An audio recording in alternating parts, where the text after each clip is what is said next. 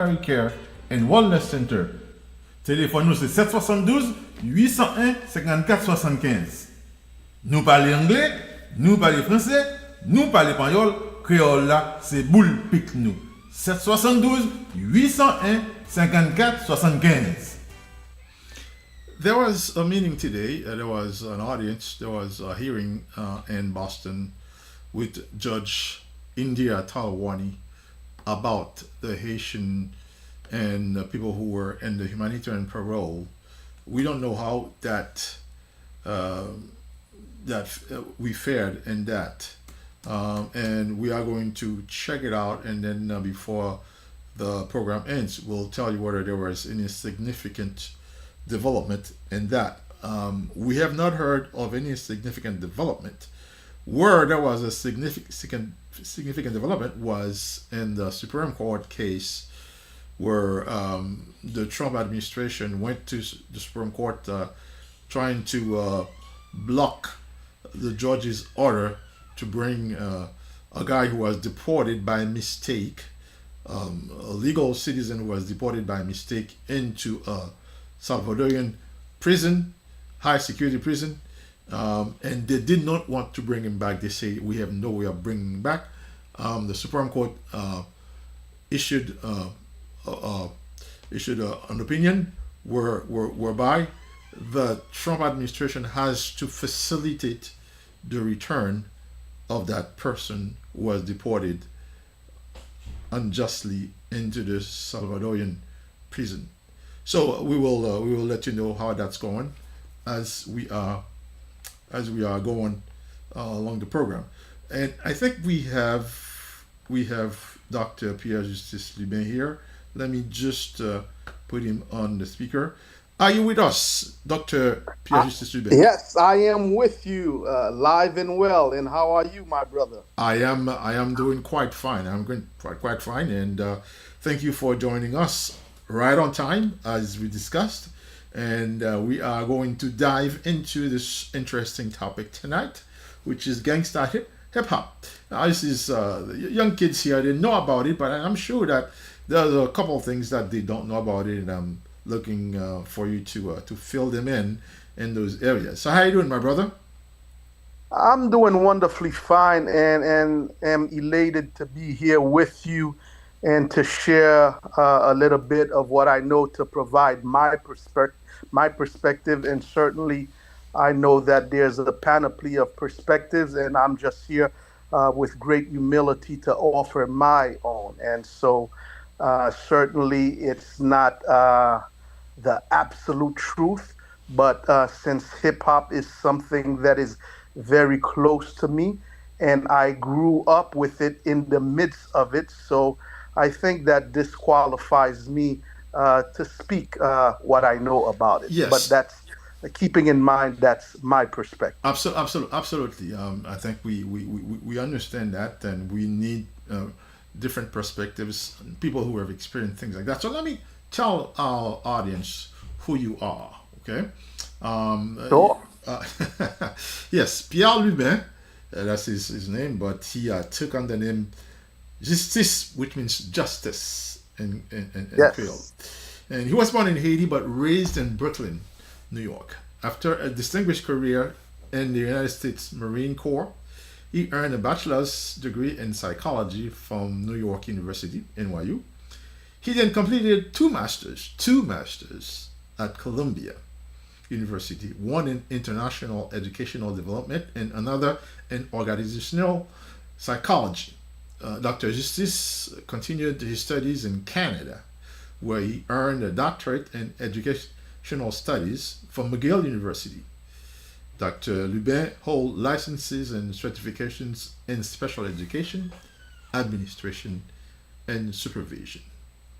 He spent more than 14 years working in the New York City school system and about 8 years teaching at McGill University in Montreal, Canada.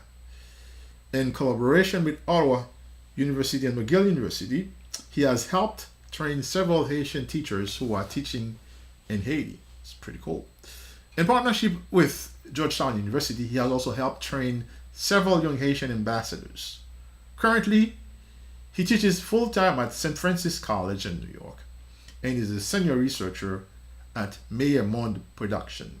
He consults on leadership, strategy, and organizational change, gangsterism, banditry, and juvenile delinquency, hip hop, black studies, Haitian education, in various fields in education. Dr. Louis identified himself as a decolonial pragmatic realist who adheres to the philosophy that all humans are human. Therefore, for him, all people on earth should live free and with dignity everywhere. So it's my utmost pleasure to introduce my audience to this distinguished lecturer, this intellectual who has graced ourselves with his presence in our show, in our lowly show. Thank you, Dr. Lubin, for being here with us. Well, thank you for having me. I mean, I'm delighted. It's a tremendous pleasure. And certainly when you extended the invitation, my heart glowed because every opportunity that I get to engage in an exchange, especially with an erudite such as yourself, I mean, it's really an opportunity that I embrace with great zeal. So thank you for having me. Excellent, my brother. I did pick up the New York accent from you, so so it tells me that you lived in New York. So I don't know what accent I have anymore. I do what is called code switching, and which is something I encourage my students to be mindful of and be able to do. It's called it's a term coined by a scholar by the name of Lisa Delpit, mhm. and she says that's one thing young inner city youth, young people have to be able to do is to code switch. So I mean, look, you can find me 1 minute. I am using hip hop jargon, vernacular. Next thing you know, I fall into Creole. Don't be surprised if I'm in Quebec. You hear me speaking Joual and then go back to French and then English. But so, yeah, I do a lot of code switching. And so at this point, to be honest with you, I don't even know what my accent is anymore. Let's say I'm like a mutt. Linguistically, I'm like a mutt. Okay, okay. So No, I know a man of like yourself who works a lot with languages. You know what I'm talking I about, I yeah. know I know So I'm like a exactly. linguistic mutt. I know exactly what you're talking about. But I'm what I'm a big teaser. So whenever I find an opportunity to tease someone, I'm not gonna pass up. So Oh, that I know you won't. I know your modus operandi very well, and so like I always tell you, every opportunity that I get to exchange with you, it's like I am inside a mental gym, and so I'm here to get my fill of exercise tonight, my mental exercise. I'm excellent, ready. sir. Excellent. So yes, I love to code switch too. And I mean, we've coined something called Kringlish. So we the Oh, kids nice. play with that a Okay. lot. Yes, sir. So New York, but from Haiti, you came here when we were very young, right? And what was it when you just came, my friend? How was it when you came from Haiti? I think you were 7. You came when you came, and then you ended up in New York City of all places. And when I was in Haiti, I always heard how brutal it was in that area, and that's where you landed. So tell me how about that. Well, brutal is like an understatement. I mean, it was more like a war zone.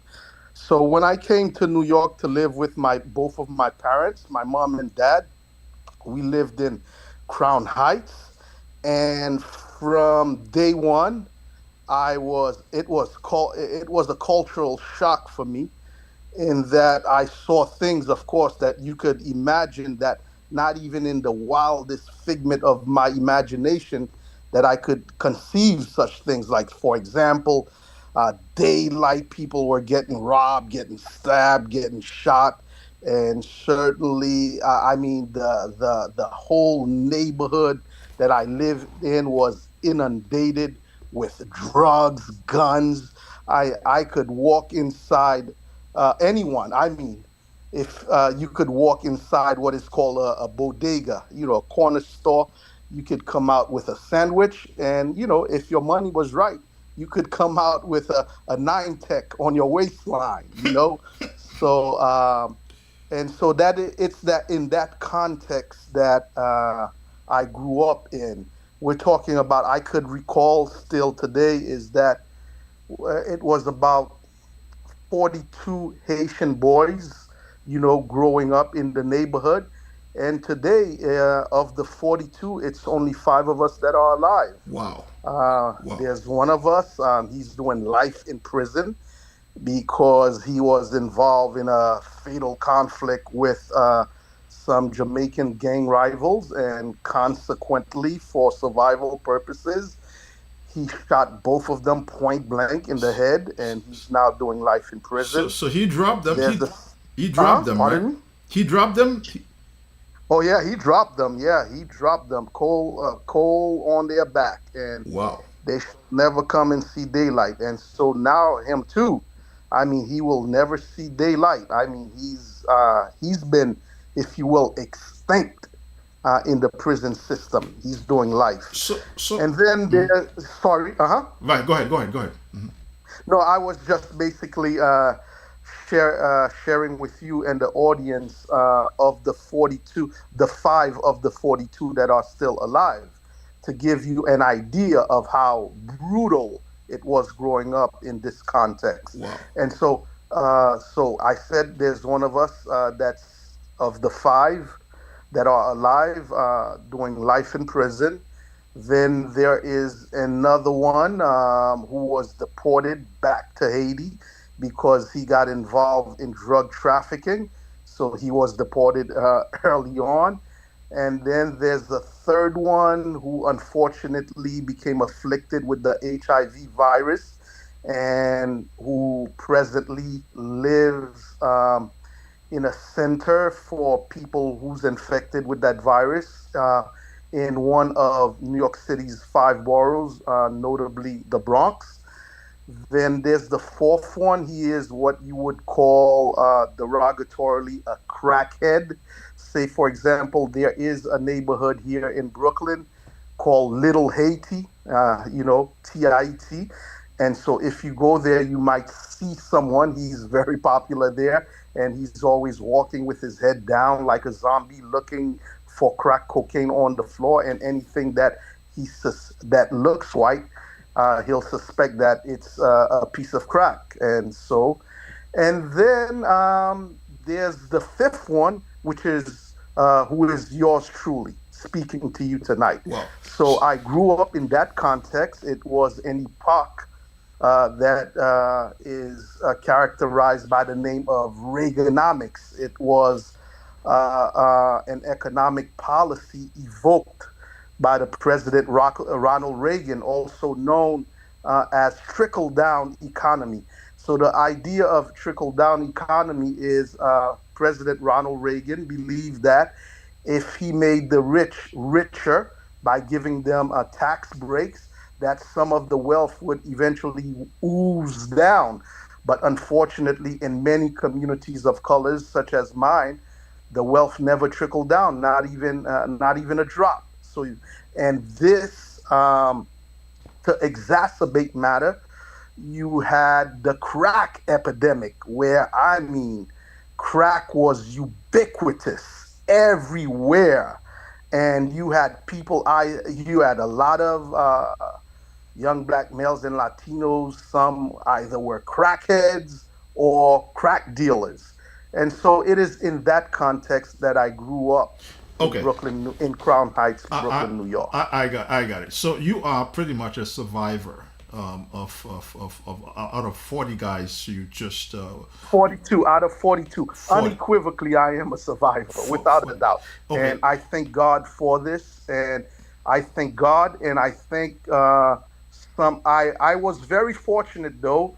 I had a mother who was a very strong woman, like a very strong black woman like Harriet Tubman, Mm-hmm. and people like Claire Heureuse and Cécile Fatima, that type of spirit, who raised me, and as well as attending the school that I did, which was a private parochial school, which was called Saint Teresa, which eventually was renamed to Holy Spirit. I Ah, had some, yes, I had some very good adults in my life who was able to give me a modicum of guidance and direction.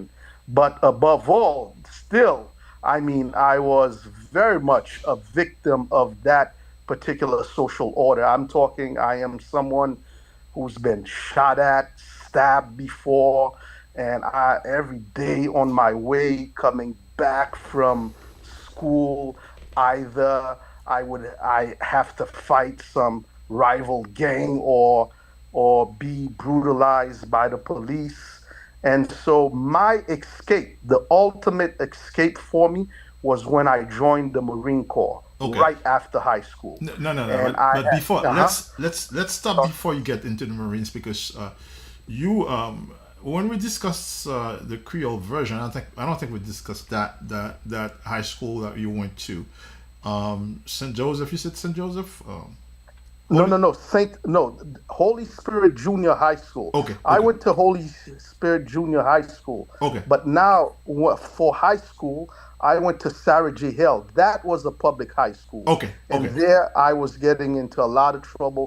There it was a mess as well, mayhem. okay. But fortunately, I prevailed. I was able to graduate on time, and right there, right after graduating from Sarah J. Hill High School, I enrolled in the Marine Corps. Okay, now This was my escapism. got, You know, I got it. uh-huh. Now, I mean, I just want to pinpoint a little, something. Um, and I'm doing a little investigative work with you, my friend. so, Okay, so, nice. Go for it. so, out of your 42 friends, how many of them went to that parochial school? Um, Zero. Zero. Okay. Yeah, I was the only one, and my So, mother, uh huh. she had good sense. When I first, the first 2 months I arrived in New York City, Mm-hmm. my mother had enrolled me in the at PS 316. Mm-hmm. That's a public school.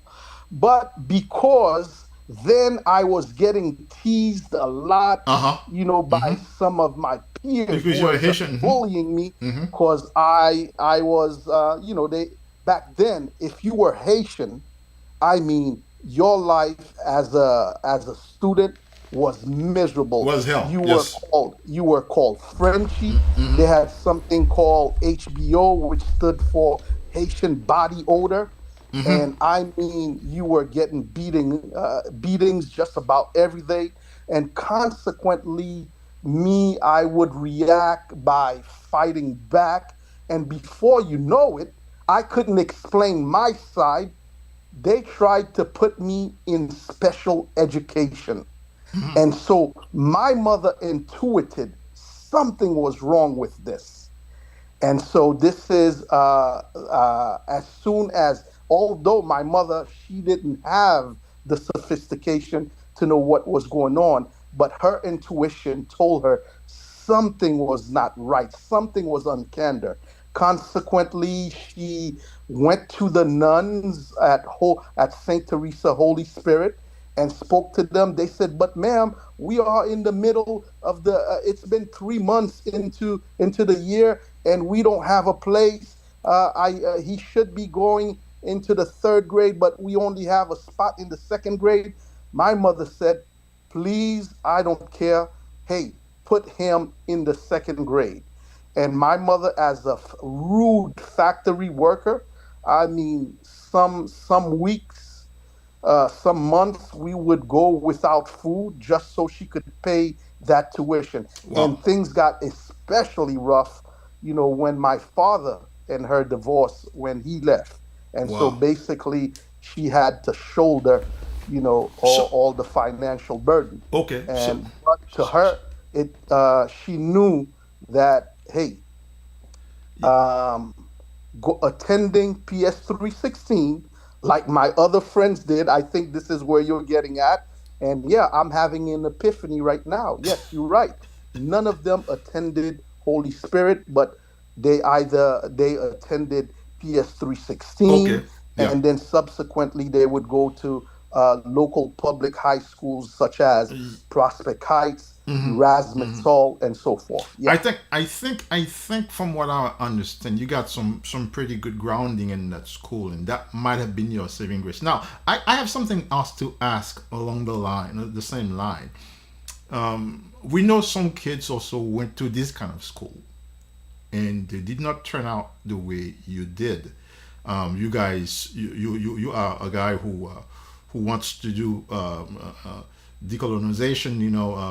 You are in that thought, school of thought. And then now when we get guys like Clarence Thomas, we got guys like that guy, that surgeon, that brain surgeon. Ben Carson. Ben Carson, these guys, they turned out the way they turned out. It's a shame.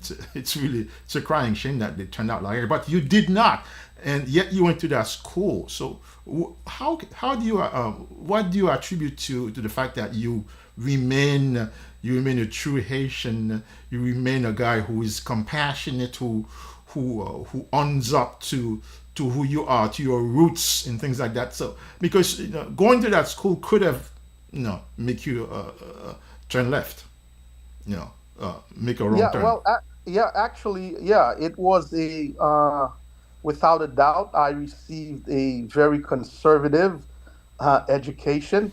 But I am, if you will, somewhat of, I would describe myself as inherently being a critical thinker, one who can think out of the box. And certainly the type of people that you come across, and in my case, uh, early on, uh, at the age of 7, when I first came to live with my parents in the United States, is that I guess it was a privilege that to encounter someone who was sharing the apartment with them, who was their roommate by the name of Wilson Desir. And Oh, okay, him, he okay. was he was a political leader here in the Haitian community, and in fact, he was one who was in exile because him and some other Haitians, notably Octave Kaya, they had attempted a coup d'etat on Francois Duvalier, the father. And, but to no avail, they failed. But when I came to New York, this man was living in the same apartment as my mother and father. And as I recall, every Saturday, every Friday and Saturday, they would have political meetings. And so early on, I was politicized. Okay, You okay. see? Yeah, yeah. And in fact, one of the principal, aside from trying to escape either jail or prison, like most of my childhood friends, one of the other principal reasons why I joined the Marine Corps was I would recall him telling me that, hey, Junior, as soon as you become 18, I'm going to make you join the Marine Corps so you can go and crase dada Duvalier bamwe, get rid of it. So yeah. So early on, I met some very political people, and who were instrumental, if you will, in shaping my politics and my worldview to always to be a fighter for the underdog. And this is the name Justice. This is how it came about. And this is early on at the age of 11, my peers at school at Holy Spirit, they called me Justice. Okay, Be- okay. uh-huh. Excellent. Okay, so you went to the Marines, and I think you credit the Marine for really shaping you and making you a guy of discipline. A guy who goes straight by the rules. Do you think yourself as somebody who always abides by the rules, or do you break them sometimes? Well, if the rules are fair and just, I have to evaluate them. And certainly, I'm not one who is just going to follow the rules simply because they are rules. No, I challenge rules. So, for example, slavery was the law in the United States. And Mm-hmm. certainly, I can see that if I was living in that era, I would not abide by the rules. To the extent that the law is facilitating stability. It's just, it's fair. I will adhere. But to the extent it's not, I think I have an obligation and duty to challenge that law to make it become a thing of the past, just as our ancestors made slavery a thing of the past. I can tell you if I were presently living in Haiti, I would not be I would be an unhappy camper, and certainly I would be troubling the waters. And I can tell you right now, some individuals in Haiti, they know that about me, and this is why they have put certain measures, certain things in place to ensure that I am presently in exile. Okay, got it. Okay, in some sense, you're a troublemaker too. Good trouble, like they say, like John Lewis would say, good trouble, right? Like, Well, Jesus was a troublemaker. yeah, of So I'm course. in good company. Gandhi was a troublemaker. My model, Martin Luther King, was a troublemaker. Yeah, Okay, cool. yeah. I am. Yes, you're right. When things are unjust and unfair, I am unabashedly a troublemaker, Got it. if you will. Okay, so we are going to stop at the top of the hour. So we got you guys just about half an hour to cover gangsta hip hop. So from the Marines, you went to get a bachelor's and then two masters, and then you got involved in the school system in New York. Um, can we take it from there, or would you? Uh, um, take it from where would you like me to take it? When you got into the school system in New York, because I think that time I think hip hop was ripe, right? It was going. That's when you had guys like P Diddy, you had guys like the guy who was with Martha Stewart. What was his name again? I'm drawing a blank here. Anyways, but these guys were popular then when you were teaching school, right? Actually, well, my hip hop story, Snoop it Dogg, starts Snoop Dogg. early on from from the genesis. Okay, We're talking about in the early 70s. We can It's agreed upon that hip hop was born in 1973. With people like Africa Bambaataa starting the Universal Zulu Nation. You see, in places like the South Bronx. And so I can tell you that hip hop, it's the byproduct of the creativity of Black and Latino youth like myself, who grew up in a very turbulent, austere environment where we basically had no swimming pool to swim in the summer. So the fire hydrant was our swimming pool.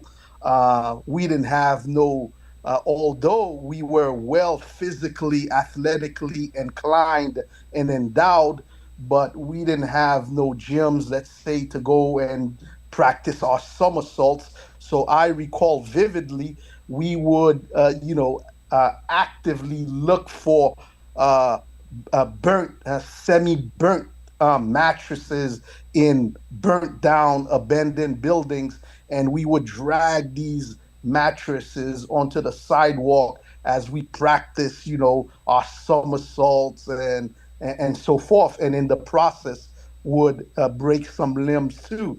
In most summer, if you came to a place like Brooklyn, New York, or the South Bronx, you would find a lot of black kids, like myself, wearing like plaster casts because we had broken limbs as a result of trying all sorts of tricks and falling on the sidewalks and breaking our limbs. So and then being bored in the house, especially when it was school, we were on vacation, and creatively young people would mess with their parents' turntables. Their parents. In the case of my mother was a lover of music. She was an aficionado of all different genres of music. So I would amuse myself and my friends, spinning her records, in the process, breaking needles and so forth. So this is, you could say that this brand of hip hop was hip hop strictly for entertainment, to have fun, as people like one of the trinities of hip hop will say, DJ Cool Herc. It Mm-hmm. all started where, hey, young people wanting to entertain themselves would create something out of nothing, Mm-hmm. if you will. You see? But at some point, some hip hoppers, rappers, saw that hip hop could be used as well as a medium to express political frustration, and so forth. Certain things, injustices that were so prevalent within certain communities, Mm-hmm. and so you would have people like Public Enemy, KRS Swan, people that I grew up with, like X Clan. I mean, them in the content of their lyrics would be very political. Whereas, let's say I grew up, a very good friend of mine back then was someone like Big Daddy Kane, or, whose real name is Antonio Hardy. We Mm-hmm. attended the same school, Sarah JL, but him, it was more hip hop for entertainment. But at some point, the game would change, and this is especially mid 80s and the 90s. You would have the rise of gangster hip hop. And so this is, I would say, is the aftermath of so many black men coming, where the prison system was a revolving door, and this was during the crack epidemic. And some of these black men coming back home from prison, disenfranchised, cannot get a job because they have a criminal record, cannot join the military as I did because they had criminal records. And so they would learn that, hey, if they could produce music with vile lyrics, putrid, spreading messages, misogynistic, violent, braggadocious, and so forth, that they could make a lot of money. Thus, you could say that particular genre, gangster hip hop, was Mm-hmm. born. And so, yes, which it would culminate in feuds, the East Coast with rappers like Notorious B.I.G. Going against Tupac Shakur of the West Coast, under the label of Suge Knight, while as you mentioned, Big. I mean, with a Bad Boys record owned by Sean P. Diddy Combs, who's presently in prison. And so, yes, then now let's fast forward. While teaching, I started teaching out first in elementary school. Um, and I can tell you, I've spent the whole gamut from teaching from kindergarten, pre kindergarten to PhD level. But yeah, I would see the serious damage that hip hop was, gangster hip hop, let's be clear about that, was doing then and still is doing now, especially with the advent of drill rap. I mean, this is just plainly, I mean, this is sadistic. And if you ever have a chance to, just consult and examine some of the lyrics that is being produced and that is popularized, and sadly, these are the songs that you are young people, that they are hearing, that's all over the social Mm-hmm. media, Mm-hmm. the radio, television, and these are the rappers, the gangster rappers that, for the most part, are lauded and who are paid with a capital P.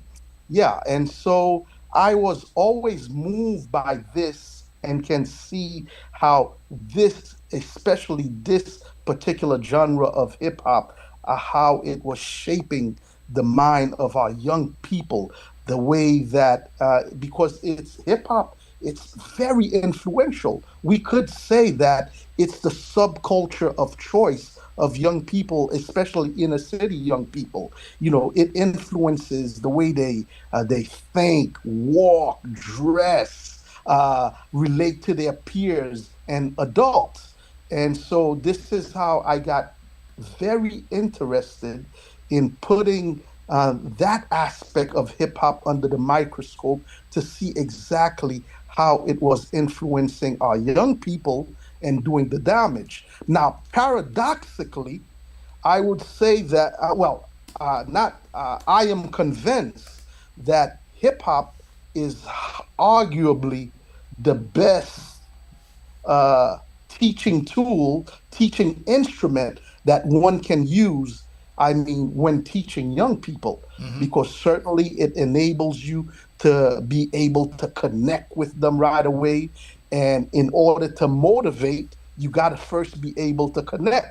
You understand? And once you motivate, then you can now go on to use the same hip hop to build self confidence of young people and teach them what they need Let me, to succeed. yeah, And this let me, is what would precipitate my writing a book to deal with that. okay. So It's we'll talk Yeah. about the book in a moment. But there was one instance in when you went to teach your first day.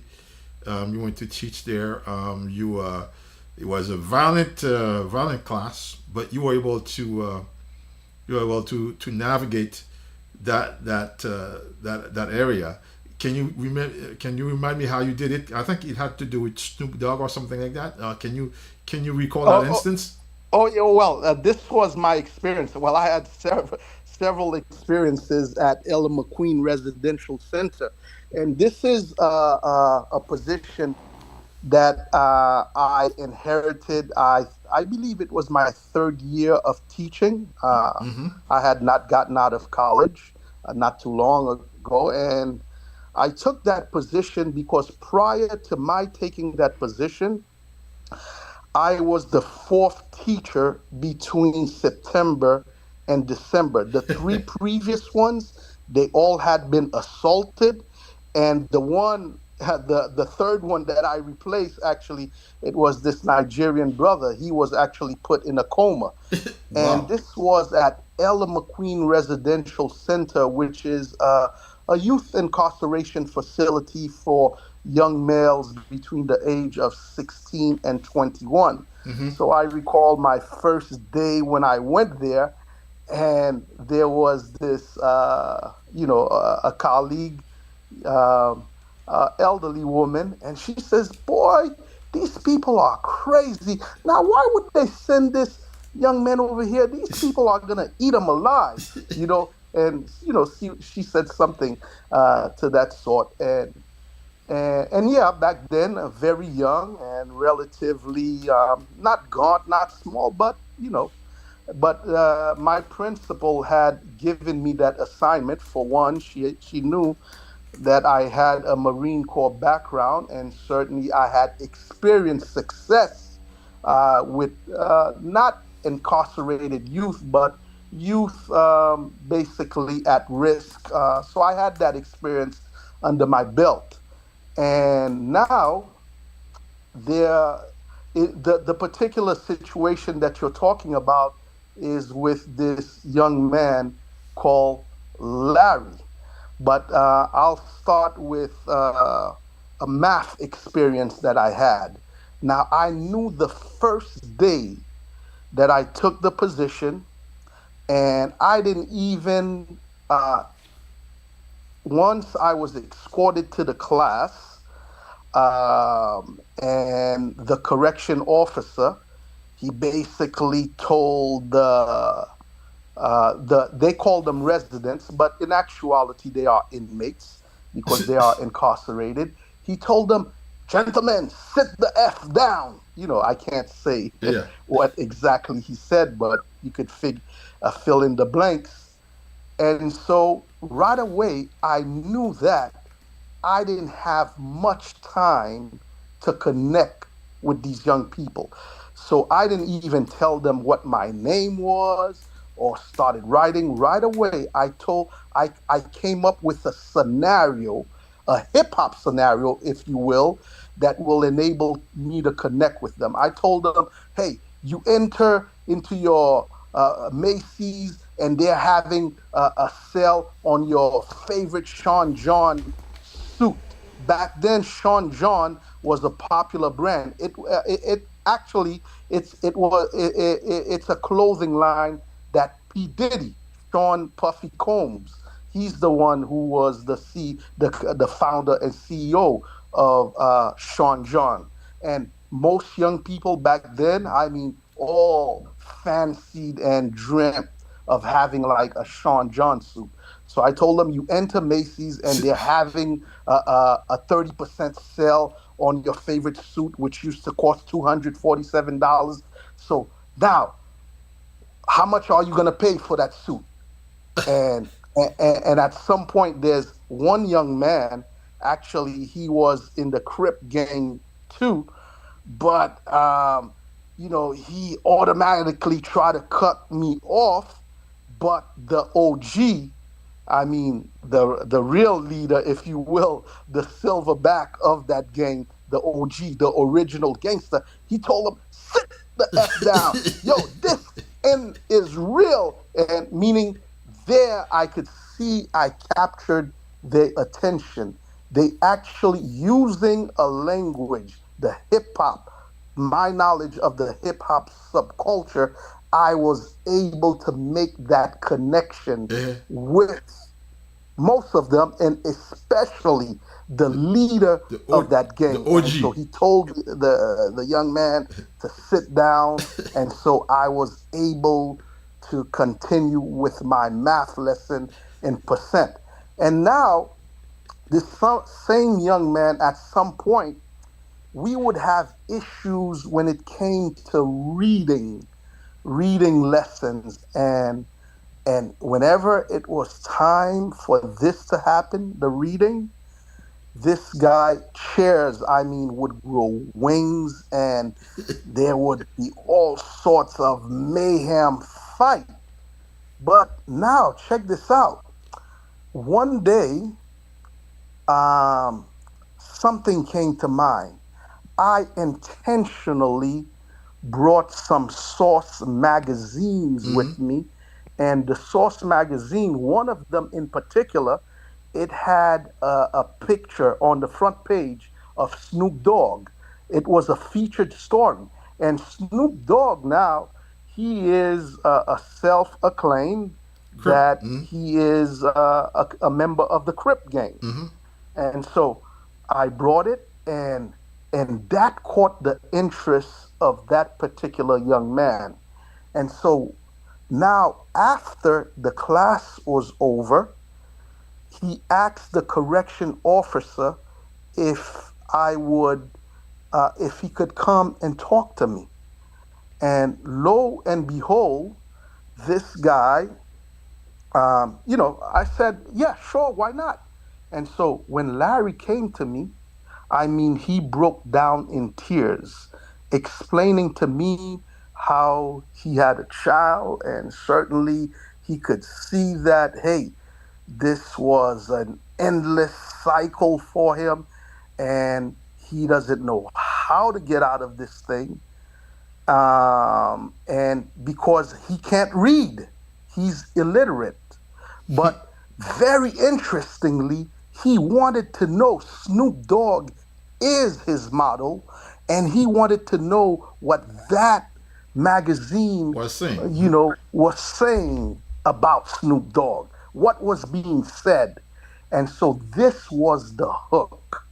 This was the hook that I utilized to take Larry from a zero point 0.0 reading level, meaning that he was a non reader, because we would administer a test that is called the test of adult basic education to find out their reading And he would and, flunk it. uh, and math level. And so Larry, on the reading part, he scored zero point 0.0. And I can tell you, my brother, in about 3 months or less, I was able to take this guy to a reading level of like 11.9, Wow. if I recall. Wow. And that means he went from zero point 0, and in a matter of 3 months' time, this guy was reading at an 11th grade, 9 month level. Wow. So hip hop facilitated that. Excellent. So so that guy, see, he had a good brain. All he just didn't get the opportunities, to learn to read. He went to bad schools, and fighting and things like that. But if you were able to get him to make that progress in 3 months, so he had the mind to do it, right? I can tell you, most of the young men, I mean, the smart ones among us, Uh huh. usually they're the ones who end up in prison. Mm-hmm. And this is because what I came to realize working in that jail situation, and even when I worked at Rikers Island, it was the most thing. While Wow. a great many of these young men didn't have an education, but it is because they were, if you will, like critical thinkers. They would challenge the system Mm-hmm. Mm-hmm. so early. They would challenge the system.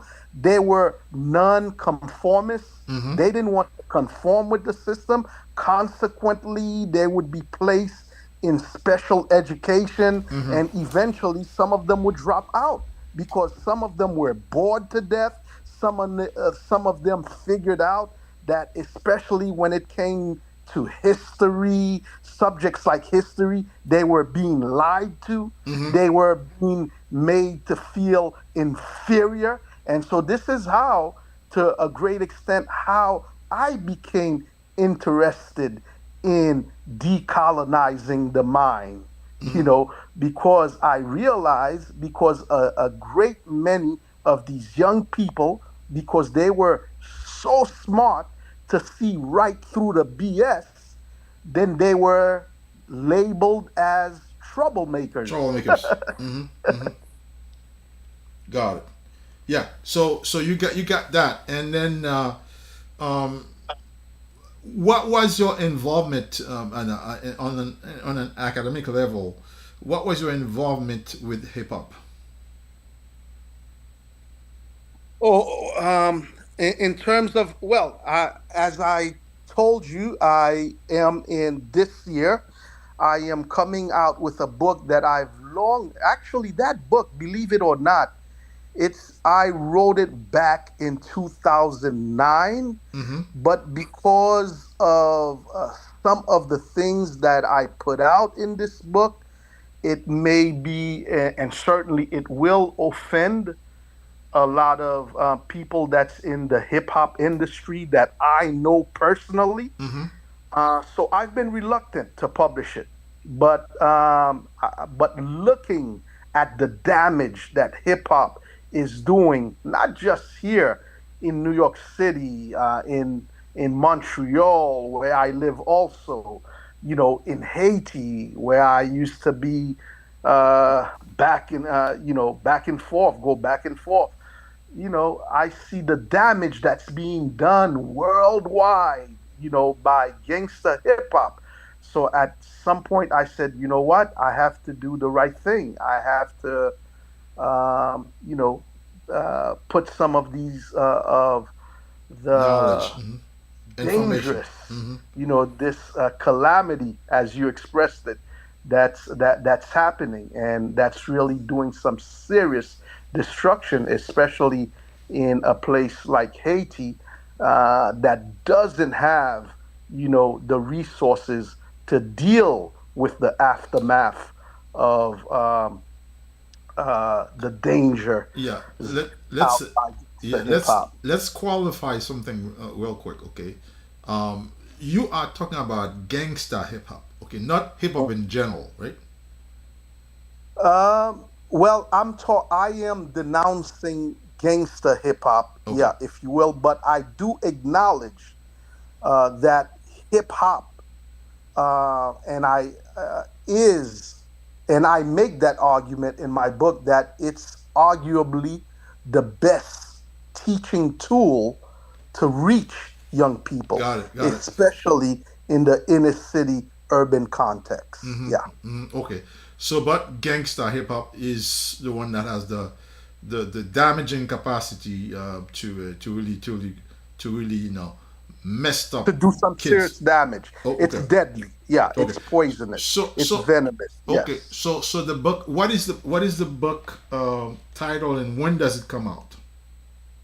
Well, it is slated to come out the mid July, and the title is Cuts Like a Knife. And cuts like a knife because I see hip hop, it's like a knife. It's like a knife can be used as a scalpel. A scalpel knife can be used to remove a brain tumor, but it's a knife too that one can use. Let's say to take the life of someone, and by inflicting serious pain. Absolutely. And so, and the subtitle of the book is using hip hop to connect with young people to teach them what they need to know. Okay. And certainly, as research shows, that young people who go on to be very successful adults are usually young people that have had the opportunity to spend a lot of time with adults who are, if you will, who are blessed with the wisdom and the guidance of adults. Uh huh. But now, gangster hip hop, it does get in the way of young people being in contact with adults who can guide them. So, for example, who wants to deal with a young person, unless it's your job, as when it was in my case, as to what I do, um, is, but other than that, the ordinary adult does not really want to be in contact with a young person that is displaying aberrant behavior, obnoxious behavior, violent behavior. And, it's like adults fear, exchanging, and even being in the company, in the same environment with young people like that. So, in a way, my book, well, in a very big way, my book deals with that. It shows adults how to using hip hop, how to connect with young people to be able to motivate them, build their self confidence, and teach them what they need to know in order to succeed. Yeah.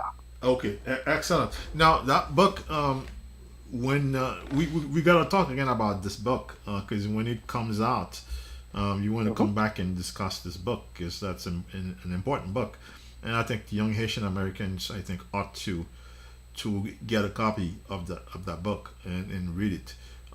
So in July, you said Yeah, is, mid July. uh, It is slated. It's projected to come out mid July. Uh huh. is there an advance copy? Because some guys, they have advance copies of the book. If somebody wanted to get advance copies, you don't have something like that, do you? Unfortunately, no, but certainly with people like you who are, I know, who support this kind of work, I'd be more than happy to share a copy that I have from the publisher with you. Yeah. Yeah, would be a great thing, because it has connotation to the youth here, and it has connotation with the youth in Haiti too, because that also, I know you care deeply about the youth in Haiti, and do you cover that in the book?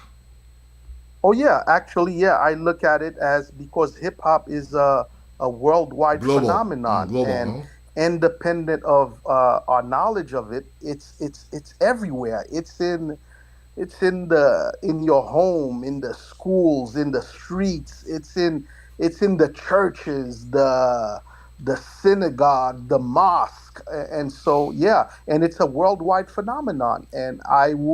And to a great extent, it's the subculture of choice for a great many young people Yep. Okay. worldwide. So Uh let's huh. say goodbye. Let's say goodbye to the radio. I mean, we're gonna cut right after 9:02 like that. But before we cut, we're gonna say goodbye to the radio station at 9 p.m. So continue on. We're just gonna wrap up at 9:02. Okay. Yeah. Okay. Yeah. Uh huh. Sorry. No. And all that book. When it comes, do you have any plans to translate that book into Creole or French?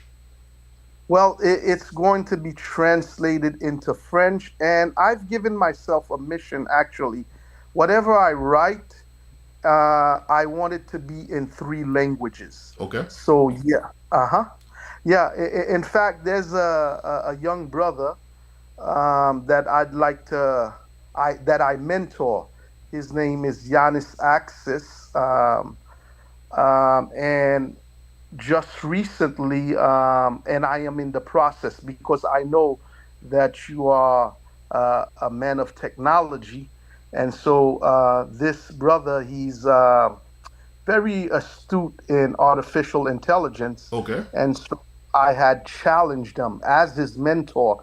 I challenged him to write a book on artificial intelligence for young people, Okay. especially inner city young people, because of I noticed that it is very clear that there is the digital divide, and so this technology, unfortunately, it's not reaching certain communities as it should. So I did challenge him, and he did complete the book with the. I have the manuscript. I am in the process of editing the manuscript, and I had also challenged that same brother to create a software, Mm-hmm. right? He's definitely someone you should have on your show, but he speaks only French and English because he's from France. He's a native of France, Oh, but okay. he came to Montreal to study, and this is when I met him and I started mentoring him. So I had also challenged him to create a software using artificial intelligence to create a software that would do translation whereby you can bypass the internet.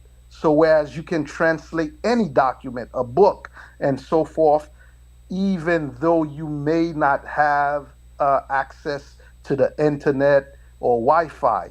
And he did, and he successfully did.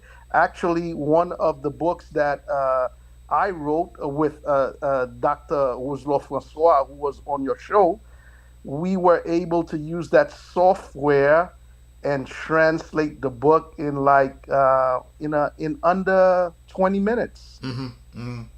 Yeah, Yeah, that's so pretty cool. That's I pretty hope cool. this answered your Um, question. mm-hmm. Mhm. AI is phenomenal. I am actually teaching a course myself. I'm teaching a course to young students at university in OCAP called Université Chrétienne du Nord Haïti, and Uh-huh. I'm teaching them how to use artificial intelligence to become programmers. So Nice. AI Nice. is doing a lot. So yeah, I'd like to talk to this guy. You said his name is Alcey. No, Giannis Axis. Access. Okay, That, okay, yeah, Giannis Axis. Yeah. okay. Excellent. Yeah, Yeah. I'll So hook up yeah, with you and then we can talk there. we need to try to facilitate this to make this happen as soon as possible because I know that sometime in August, he's slated to go and do his internship at Hong Kong University. Okay. Or yeah. Sure. So no, that's pretty cool. So we got a few things lined up. You know, you got to come back when the book is ready. Even before, Yeah. you know, I know you wouldn't mind if I invite you to discuss all the topics that are right Not at up all. your Not at all. expertise. It's a You know. pleasure. The pleasure is all mine. So- and you know I enjoy the exchange with you. Yeah, no It's- problem. it's- So yeah, we'll do that, and then you'll connect me with Yanis, and then we'll take it from there. So Dr. Justice Pierre Justice Lubin, it's a great pleasure to have you on Dimansyon again. I mean, you are a well learned man, and it shows. You got a great great experience. You had great experience, you know, in all areas where you were. So it's a great pleasure. Thank you for being here, and then I'm looking forward to talk to you next time. And I thank you and your listeners for providing me with this wonderful opportunity. And it is definitely a privilege that I cherish and hold at heart. Thank you, brother. Kindly. Okay, we'll talk later. Bye bye. Say hi to Dr. Ozo for me, okay? I will. Okay, Take cool. it easy. Thank you. Bye-bye. Take care. Bye bye. So this was Dr. Pierre Justice Lubin, a guy who has a lot of experience under his belt, and was able to share some of the things with us. And his book, we are watching for his book. You guys need to have a copy of that book whenever it's ready, and I will remind you that you need to get a copy of it. Thank you, Dr. Justice, and then we'll come back tomorrow night for a show, and then Monday we'll continue. Good night. We love you. Bye bye.